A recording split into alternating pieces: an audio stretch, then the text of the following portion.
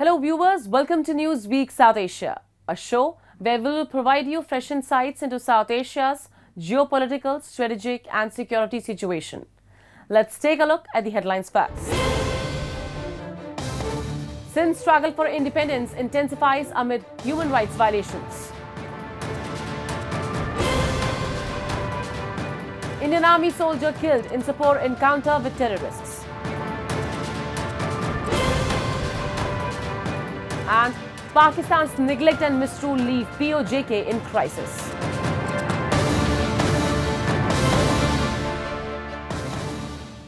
The voice of freedom is growing louder in Pakistan's Sindh province as people rise against decades of political oppression, economic exploitation and human rights violations under Pakistan's rule. From the rally commemorating the 121st birthday of Saint G.M. Sayyid, who is regarded as one of the founding fathers of modern Sindhi nationalism, to a growing global call to recognize Pakistan as a rogue state. The movement for Sindhu Desh is gaining momentum. Here's a detailed report. International इदारा human rights सभिनि खे appeal था कयूं त असांजा गॾिजी हिन सिंध जे आज़ादी जी स्ट्रगल में असां साथ ॾियूं. In Sun Sindh, thousands gathered to honor the 121st birth anniversary of Saint G.M. Sayyid, a visionary leader who championed the cause of Sindhu Desh. The GS Sindh Freedom Movement (JSFM) organized a rally that united delegations and activists from across Sindh. JSFM leaders reiterated their commitment to Sindhu Desh's independence, appealing to the United Nations and world powers to intervene and liberate Sindh from what they termed Pakistan's colonial occupation. Protesters condemned religious extremism, forced conversions of Sindhi Hindu girls, and enforced disappearances of Sindhi, Baloch, and Pashtun activists. They also decried Pakistan's exploitation of Sindh's resources, including controversial canal and dam projects on the Indus River, which have devastated the region's ecology and economy.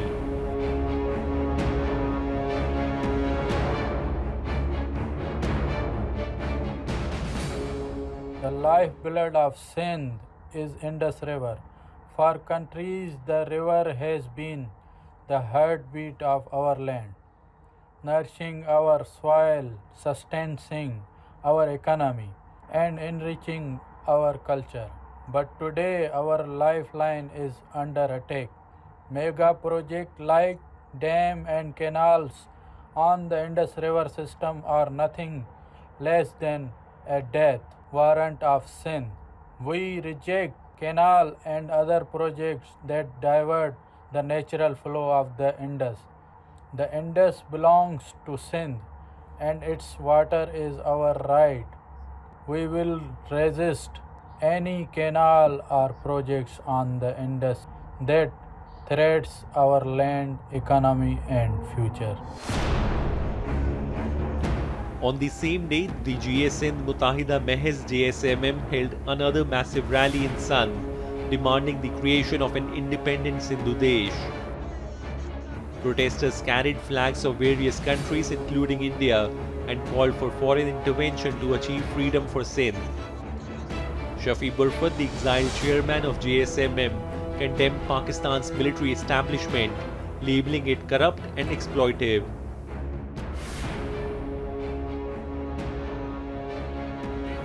Sindh's call for freedom echoes amid severe human rights violations.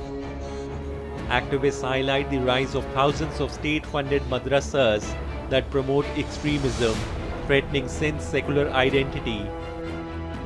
Forced conversions of Sindhi Hindu girls to Islam remains a horrifying reality, with cases like Priya Kumari's illustrating the lack of justice.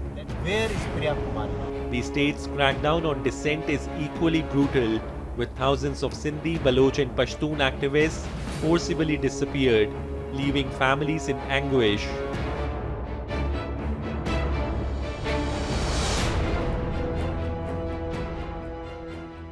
The rise of religious extremism is a threat of Sindh. Extremist ideologies are being implemented by the state to erode our secular and pluralistic identity. We, the people of Sindhi, reject religious extremism in all its forms. Sindh has always been the land of Shah Latif, Sachal Sarmas, and other Sufi saints who taught us to love humanity above all. Another dark chapter in the history of Sindh, Balochistan, Pakhtunkhwa, and other oppressed nations is the enforced disappearances and extrajudicial killings. Sindh, the cradle of Indus Valley civilization, faces cultural erasure through exploitation, demographic engineering, and state sponsored extremism.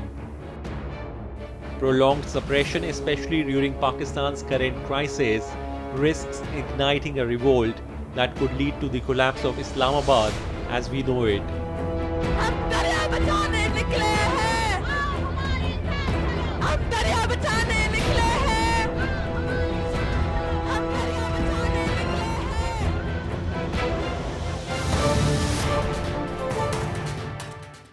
Pakistan's relentless pursuit of violence through its terror proxies has once again claimed the life of an Indian Army officer. In a tragic development from Jammu and Kashmir, an Indian Army soldier lost his life during a counter-terrorism operation in the Sopore region. This latest incident sheds light on Islamabad's continuing destabilization agenda as Pakistan-backed terrorists bring a fresh wave of violence to previously peaceful areas in the Jammu region. Here's the full report.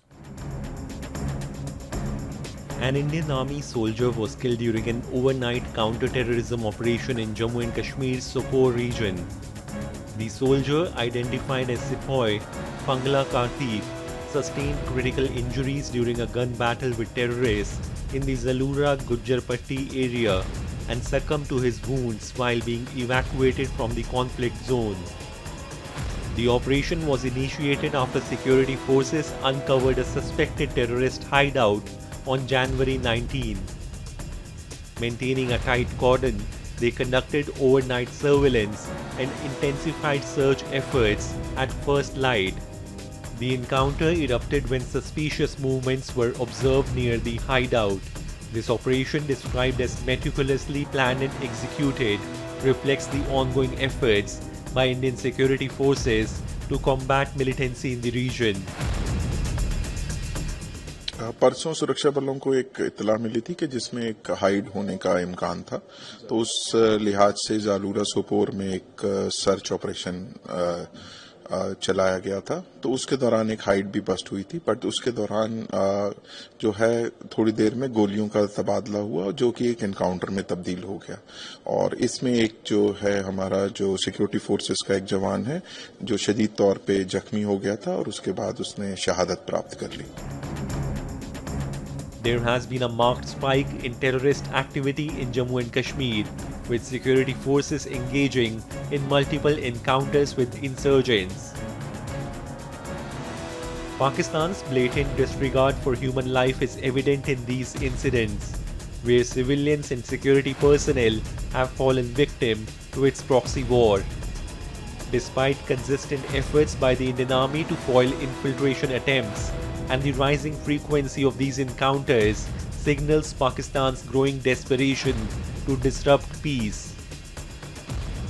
According to data from the South Asia Terrorism Portal, in 2024 alone, there have been 61 terror-related incidents in Jammu and Kashmir, resulting in the neutralization of 69 terrorists while claiming 57 lives, including 26 security personnel. Despite Pakistan's claims of non-involvement, intelligence and on-ground evidence point to Islamabad's direct hand in this proxy war.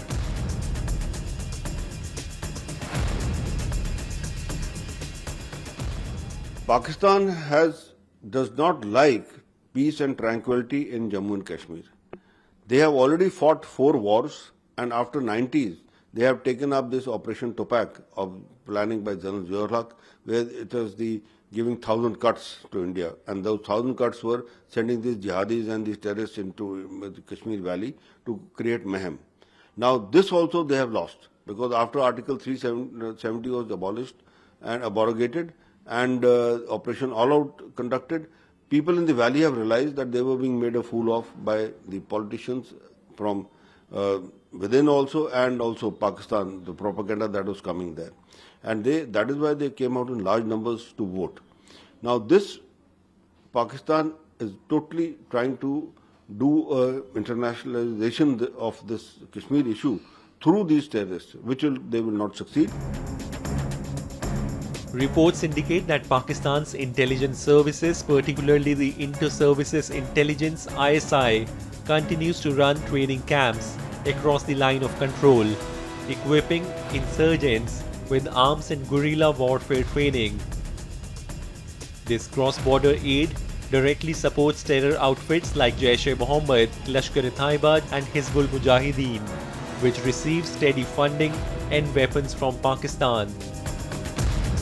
By maintaining sleeper cells within Jammu and Kashmir, these groups have intensified their terror campaigns, feeding a renewed cycle of violence and instability in the region. Defense experts warn that these terror networks and sleeper cells have been reactivated, likely with strategic backing from Pakistan. It is becoming increasingly evident that these operatives are facilitated by Pakistan to undermine security and disrupt progress in Kashmir.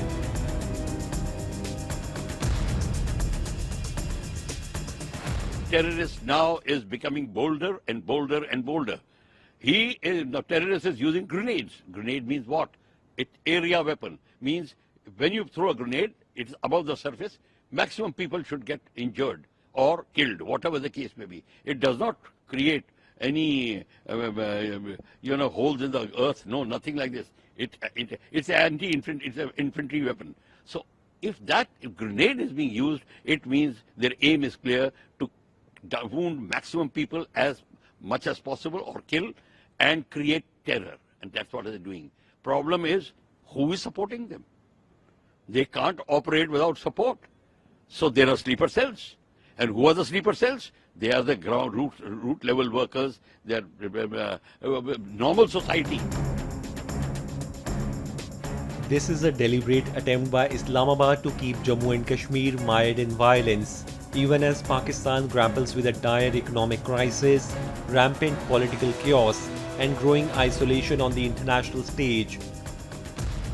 In response to the growing threat, the Indian Army has intensified its operations across Jammu, with a particular focus on forested areas that provide cover to these terrorist cells.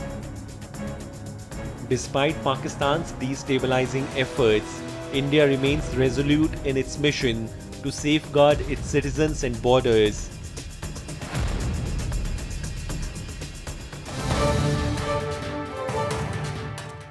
Pakistan-occupied Jammu and Kashmir has long been a region defined by hardship, where neglect and misrule by Islamabad have created a humanitarian crisis. From crumbling infrastructure to the suppression of basic rights, the people of POJK have been left to fend for themselves. Sajid Hussain, leader of the United Kashmir People's National Party, has openly criticized Pakistan's governance in the region, calling it exploitative and colonial. In this report, we explore the systematic failures that have pushed POJK to the brink of collapse. The streets of Pakistan-occupied Jammu and Kashmir paint a grim picture of neglect. Broken roads, inadequate healthcare, and a lack of basic amenities have made life unbearable for its residents. Protests against these shortcomings have become a regular occurrence. People are not just angry about economic hardships, they are also frustrated by the neglect they feel from Islamabad. The growing disconnect between the central government and the population is evident, with many feeling abandoned in their time of need. United Kashmir People's National Party leader Sajid Hussain points out that POJK administration is more focused on pleasing Islamabad than addressing local issues. Key positions such as the President and Prime Minister of POJK are ceremonial, with real power concentrated in Islamabad. This governance structure has created a colonial-like system where decisions are made by officials who lack both vision and accountability.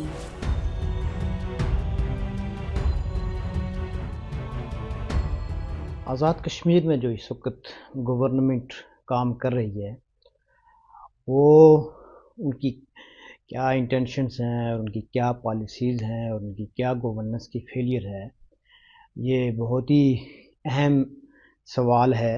اور اس سلسلے میں جب ہم ان کی intentions کو دیکھتے ہیں تو وہ پرو پیپل تو بالکل نہیں ہے، اور وہ زیادہ سے زیادہ ان کی پالیسیز اس طرح کی ہیں کہ وہ پاکستان کو جو ہے وہ ہمیشہ ان کی جو ہے وہ تعریف کرنا چاہتے ہیں یا ان کی سہولت کاری کرنا چاہتے ہیں.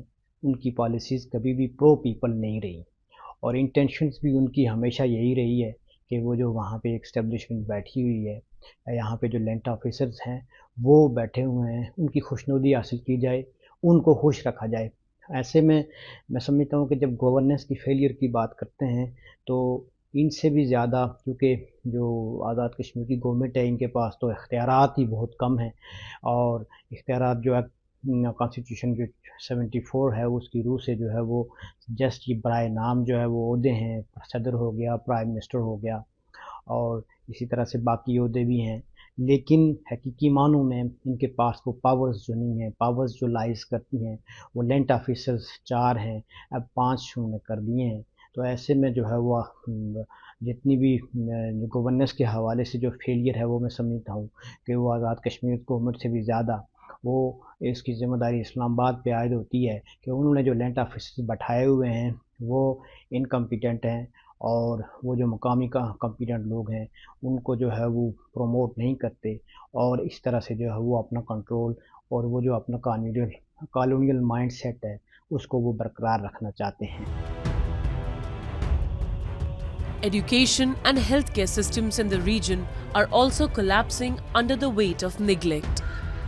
Hospitals are poorly equipped, understaffed, and running out of essential medicines. People have to travel long distances for even basic treatments, imposing additional financial burdens on already struggling families. Educational opportunities are equally dire.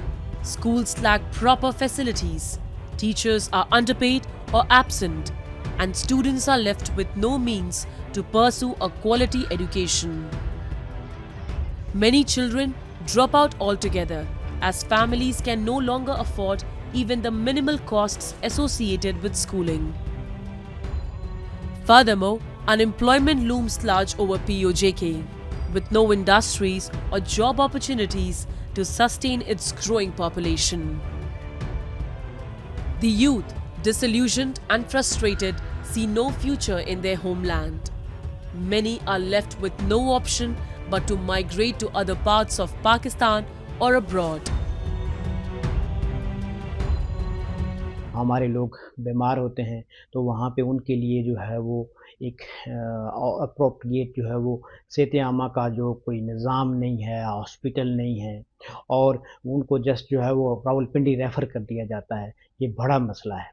اس کے ساتھ ساتھ پھر ظاہر ہے تعلیم کے مسائل ہیں، تعلیم کی جو ہے وہ سہولتیں نہیں ہیں. ہمارے لوگ بھی بالآخر پرائمری تک یا مڈل تک تو چلو یہاں پہ رہتے ہیں، اس کے بعد جو ہے وہ ان کو بھی جو ہے وہ پاکستان کے دیگر انسٹیٹیوشنس میں اور یونیورسٹیز میں جانا پڑتا ہے. کچھ چھوٹی موٹی یونیورسٹیز ہیں لیکن ان میں وہ جو سٹینڈرڈ ہے وہ ایجوکیشن کا وہ نہیں ہے. اسی اعتبار سے اور بہت سارے پرابلمس ہیں ان ٹرمز آف انفراسٹرکچر. وہاں پہ جو ہے وہ ایجوکیٹ جو انفراسٹرکچر ہے وہ بلڈ نہیں ہوا، اور پھر اسی طرح سے جو ہے وہ دیگر سہولتیں ہیں، ان امپلائمنٹ ہے، اور ہمارے جو نوجوان ہے وہ مارجنلائزڈ ہے اور اس کو امپاور نہیں کیا گیا. ہمارے نوجوانوں کو بالآخر جو ہے وہ ملک وہاں سے اپنے روح اور تن کے رشتے کو برقرار رکھنے کے لیے وہ ملک چھوڑنا پڑتا ہے. Pakistan's ongoing economic meltdown has only worsened the plight of POJK. Years of mismanagement, rising debt, and political instability have left Islamabad struggling to provide even the most basic support to the region. Inflation has deepened the crisis, making essential commodities like food and fuel unaffordable. Frequent electricity outages and the lack of clean drinking water have become daily struggles for residents. Decades of neglect and exploitation have left the region in crisis. While Islamabad continues to extract resources from POJK, it has done little to invest in its development. This exploitation has left residents feeling abandoned and betrayed, with growing calls for autonomy and reform.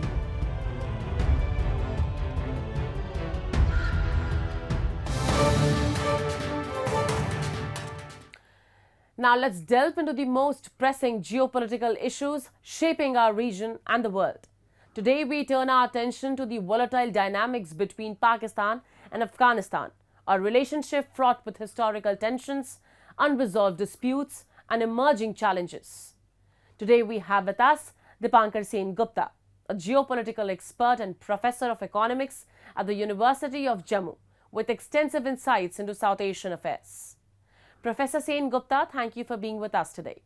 Let's begin with the latest developments. Pakistan has recently carried out airstrikes in Afghanistan, claiming to target TTP hideouts. Professor Sen Gupta, how effective have these operations been in reducing the TTP threat? And do you believe they are addressing the root causes of militancy?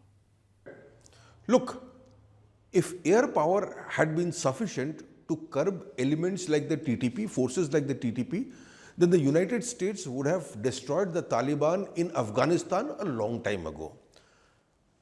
The Americans failed to do so because if you look at the Taliban, it's an amorphous organization. It is spread all over the ground. It is not conventional. It is not concentrated anywhere.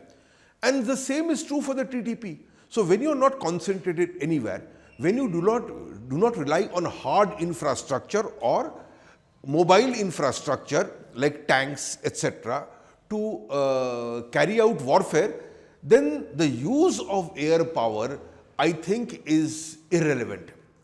If the Americans could not control the Taliban, the Pakistan will not be able to control the TTP through the use of air power. Shifting our focus to a decades-old issue, the Durand Line remains a major point of contention. How does this unresolved border dispute exacerbate current relations between Pakistan and Afghanistan, especially given the heightened clashes along key crossings like Turkham and Chaman?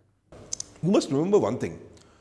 Pakistan had a golden opportunity to settle its Afghan border in 1987 when the Geneva Accords signed between it and Afghanistan, among other countries, guaranteed the Durand Line. The Durand Line's legitimacy was upheld by that particular agreement.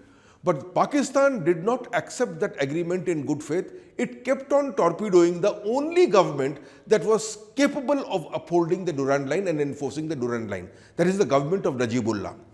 After the government of Najibullah fell in 1992, aided and abetted by the Americans and the Pakistanis, there has been no government in Afghanistan capable or inclined to uphold the Durand Line as a international border.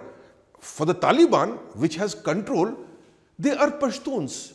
For them, the Durand Line is an arbitrary line that divides Pashtuns. It is impossible for the Taliban to accept the Durand Line as an international border. So this is a problem that Pakistan could have solved as early as 1987. They chose not to do so, and now they are left holding the consequences. Speaking of these border tensions, Pakistan's military aggression, including incidents of firing on Afghan construction efforts, has drawn international attention. What impact do such actions have on bilateral relations and regional stability? See, in a sense, you can say that the Pakistan's firing at the borders is justified because when your enemy undertakes action, you are expected to retaliate. Now, you may argue that Pakistan's army's retaliation in these particular areas were actually useless. They served no purpose except to make the Taliban even more aggressive. Now, this is a kind of behavior Pakistan itself has encouraged.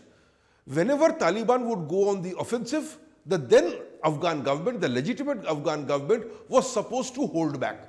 So this is a kind of behavior that the Taliban has gotten used to, be it the Afghan Taliban or the TTP.